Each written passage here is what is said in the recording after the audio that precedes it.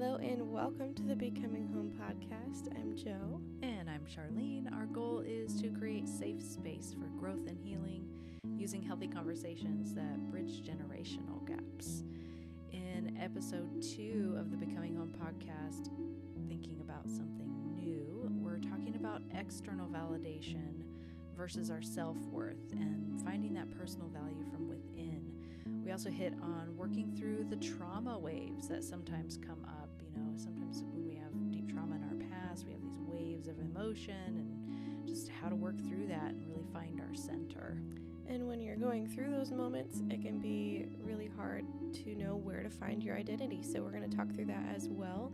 We're going to talk through the learning curves that we go through in this process and how we define success, how important it is to tackle the who before the do. And we'll talk about more in that as well. Yeah, it was a really good episode. In episode 3, it actually gets pretty emotional. We dig deep into identity and what role, if any, God plays in our desire to get into something new, to start something new. It's a pretty emotional episode. So after you finish up today, definitely head over to episode 3 and dive into that with us. For now, enjoy episode 2 of the Becoming Home podcast, Something New. Like, how did you make that shift from, oh, she thinks I'm this, and kind of getting caught up in what someone else thinks, to moving into a place of peace and calm, like, oh, okay, we're just not the right fit. Like, how did you make that move? How did you make that shift? I think it was a mixture of the previous work that I've done, just like I've reached for a lot of external validation in my life. So I've had to do a lot of work of I'm enough as I am, and I'm enough because God says I'm enough.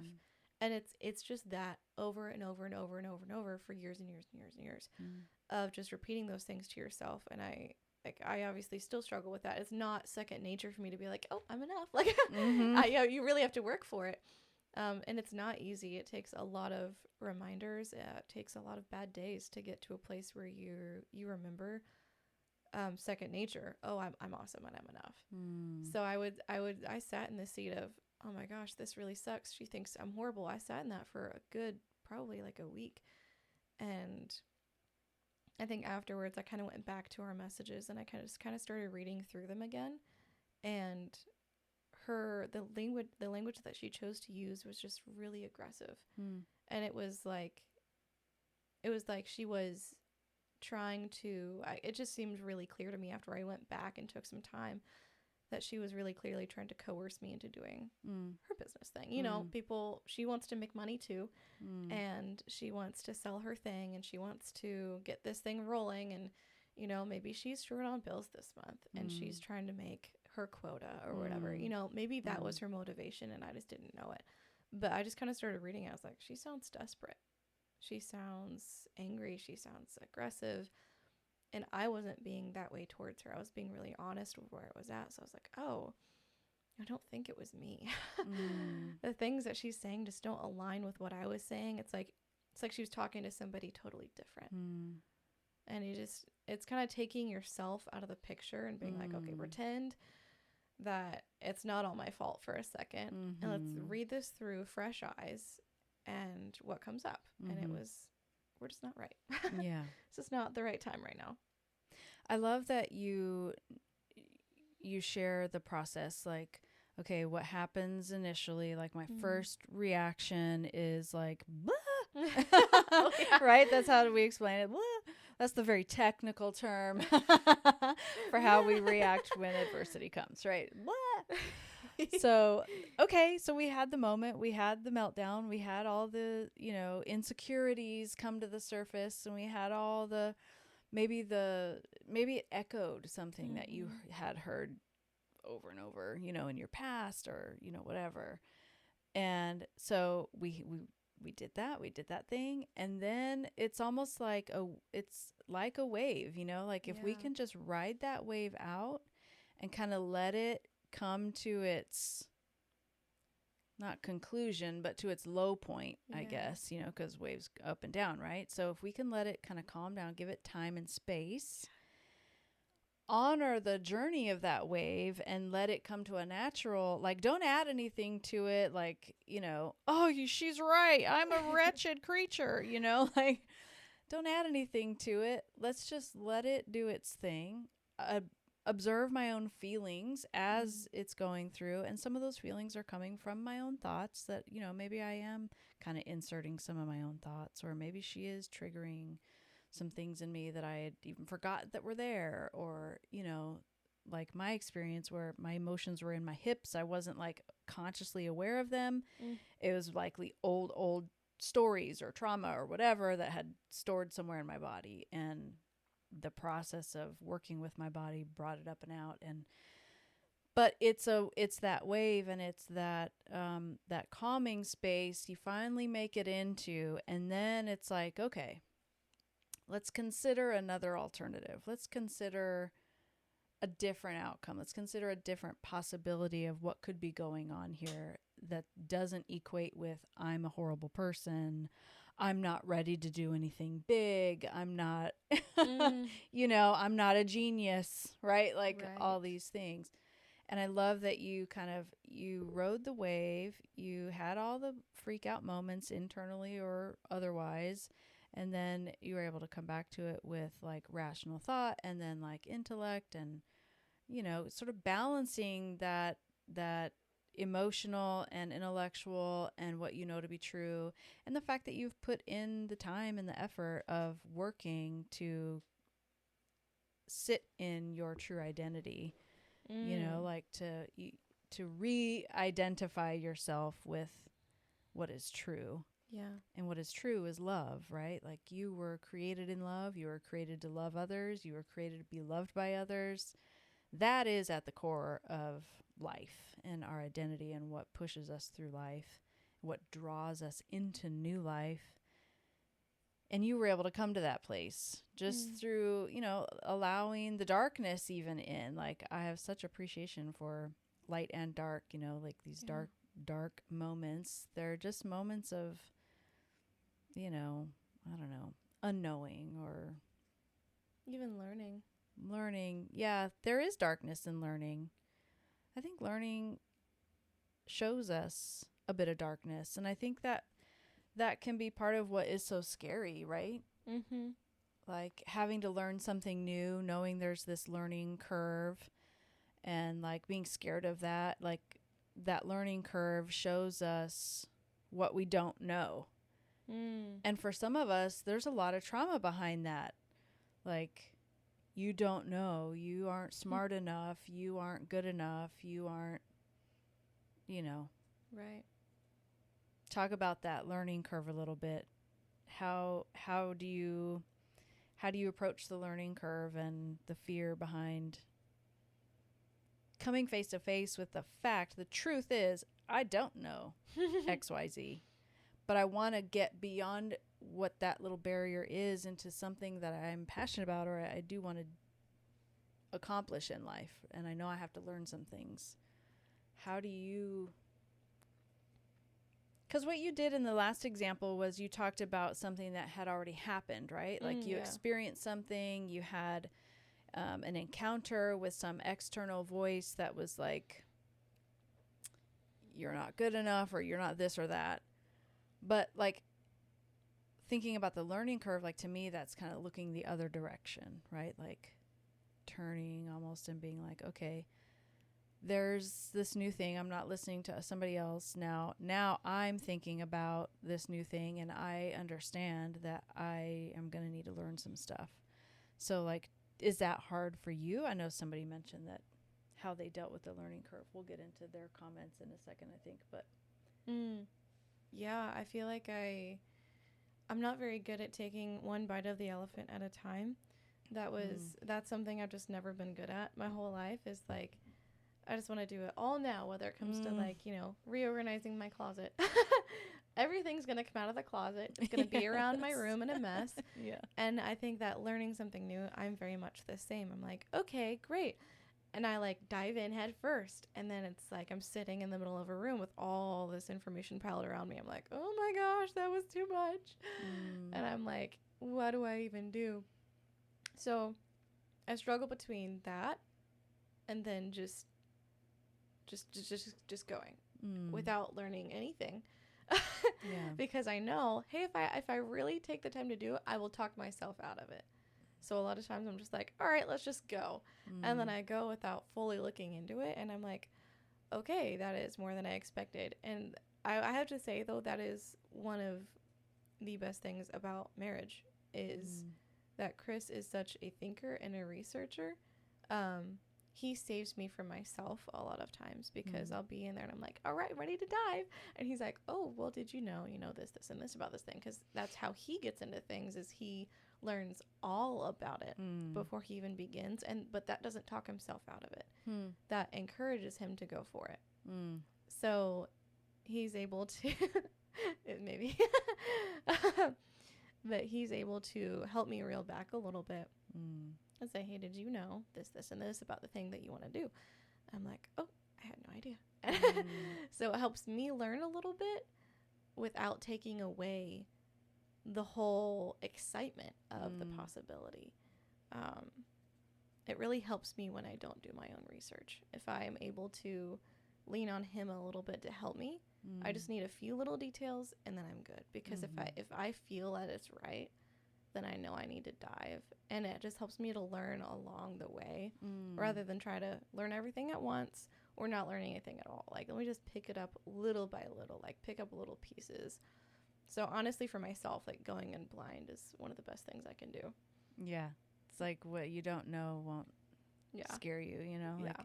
I think I have a real tendency. I'm the same as Chris as far as like I want to research, I want to know all the things. Where we derail or differ is I do get overwhelmed and I'm like, oh, okay. Well, that was a lot. Too many things. I can't do it. So it's like, where do I begin? Right. And that was another one of the comments in our little poll of what's challenging starting something new was where do I start? Yeah. Like there's all these when we're thinking about doing something new and we start to learn, those of us who are researchers, we're unpacking, we're doing, we go to YouTubeversity and, we talk to everybody who's we network and we do all the things and we gather up all this information. And then it's almost like there's two groups of people. One person will be like, oh, like me, like, oh God, that's too much. I can't do it. And then there's the other person who's not really fazed by that. They just are like, okay, well, let's just take one thing at a time. Let's just go do it. And then, so for the researchers, who have all the information, but they get overwhelmed, not knowing where to start, like my, I don't know. I think what you guys have taught me is like, just do the thing. Like, I think Christopher said that, like, when we were first starting, because that is the exact journey I took in this podcast thing was once you and I had that discussion that, okay, yeah, let's do this thing. Boom. I kicked into research mode and I was researching equipment. I'm researching, like software to use. I'm researching the cost of things. I'm researching how to set up a studio and like lighting and cameras and angles and like all the technical. I mean, it was a rabbit hole, girl, like hours and hours and hours and hours. And I got to the place I really did start to overwhelm myself with all the details. And I was like, I don't know which one's more important. Which thing do I have to implement first, right? And like I had so much information, I didn't know how to organize it almost. And you guys came over one day and I don't remember the course of the conversation, but I just remember the moment. Chris was like, yeah, just do it. It was the Amazon shopping cart. Oh my gosh. That was the moment because I had probably I'd done all this research. I'm like, okay, we're going to go with that mic. We're going to go with that light. We're going to go with that color, like all the things, right? I had made certain decisions, but I was so afraid to and I put all this stuff in my cart on Amazon. I was so afraid to hit the buy now button or the confirm purchase or whatever. And I think there was 2 or 3 times Chris was like, so did you place the order?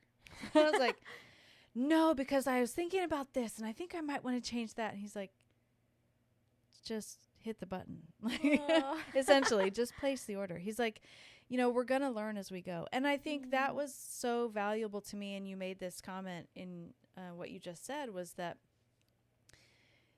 there's so much power in having a support system and having someone there to kind of either bounce an idea off of, or someone to just kind of nudge you off the edge, right? But if we don't handle that moment of fear first, like if we don't take everything we just talked about, limiting beliefs and thinking we're going to fail from the get-go, like if that's the real starting point, right? Like we'll have an idea and we can research the heck out of it, but if we don't believe we can actually do something and do something well or be successful, and how do we define successful, right? Like different people will define it different ways, whether it's, my mom made this comment to me, well, I hope this is successful, because, this whole past year and a half I've been trying different things and not having success, right? Because my end goal is to be able to, create a different way of bringing income, that I can do something I love and make money doing it. Like that's the ultimate goal, right? Like that's the end game or success marker or whatever, and so all these things that I've kind of been chasing after and going after and experiencing and trying new things for a year and a half, and still haven't been able to like make money and sustain myself full time doing that. It's like that's the benchmark of success, I guess, And so when my mom said that, I was like, huh. So I had to have this moment of like redefining success. So like, where do we really begin? You can begin with all the research. You can begin with, figuring out all the things you need to learn and, kind of look at the path and take all the notes and write all the things down. But in the end, like none of that's going to matter if you don't have some kind of belief in yourself that you can actually do the things. Absolutely. And you guys brought this quote today. What was it? Go ahead and share it. Who before do. Yeah. So Craig Groeschel, our pastor, says who before do. Tell me more. Like, have you guys talked much about that at home, or... Because you seemed really familiar and you kind of lit up a little bit when you heard Chris say that. Yeah, so it's tied to a Christmas present that I gave him, which is why it's like kind of special, because it's part of a book that Craig's written called The Power to Change. And he preached a whole series about learning how to, like, if you really want to make like a substantial change to yourself, there's just really important things you have to do. And he was talking about just the small habits. And if you want to do like this really big thing, great, but you got to start at square one, and square one is who you are. And one of the biggest examples of that Chris talks about a lot is, say you want to be like a generous person. Instead of thinking, I want to be generous, or, I want to be generous now, but I'm not yet. And, instead I'm actually kind of selfish and, I'm not really the person I want to be. It's, I am a generous person. I will be a generous person. Today, I'm a generous person.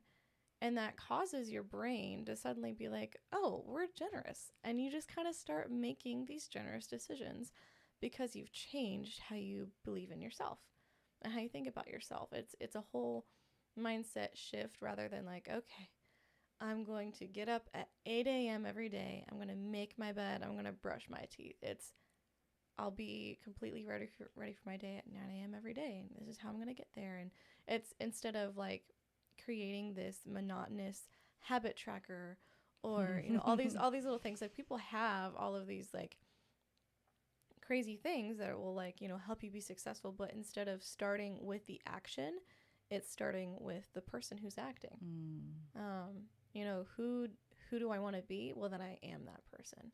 If I want to be, super strong, I'm a gym rat. time to go buy a gym membership today. You know what I'm saying? Yeah. It's creating this identity before you create an action list. So you can sit with yourself first and be, create who you want to be first rather than mind. And it then creates this person who wants to do the things in order to get there. Yeah, because what we believe about ourselves is what we will behave about with ourselves and with others, right? So if we have this belief that we are a POS, then of course we're going to behave like a POS, and if we believe we're going to get fired from a job, or if we believe we're going to fail at a business venture, okay, well, how do you behave otherwise? Yeah. If that's what you believe, like if you think anything else will happen, you're either delusional or you're banking on some kind of weird luck, which, I guess luck happens. I'm not sure how I feel about luck, but, like, I think there are certain times in your life when you're like in the right place at the right time. Like, I get that, but you wouldn't have ever been at the right place at the right time if you hadn't networked, or if you hadn't, been thinking about something. I listened to this, Steve Harvey, has all these, like, there's all on the internet, there's all these reels, that Steve Harvey does all these little motivational talks or whatever to his audience members when they're not taping. And it brought me to tears this morning. And it was just, he was talking about the imagination and how, like, somebody was, it was the one where he's like, somebody was on the phone one time, the old one that had a cord connected to the wall, and they walked as far as they could go, and they were stuck there, and they thought, I really just want to go outside and do the thing while I'm on the phone. And now look, you can do that. You can go outside and stay on the phone call because somebody in their imagination thought of life on the phone, not connected to the wall.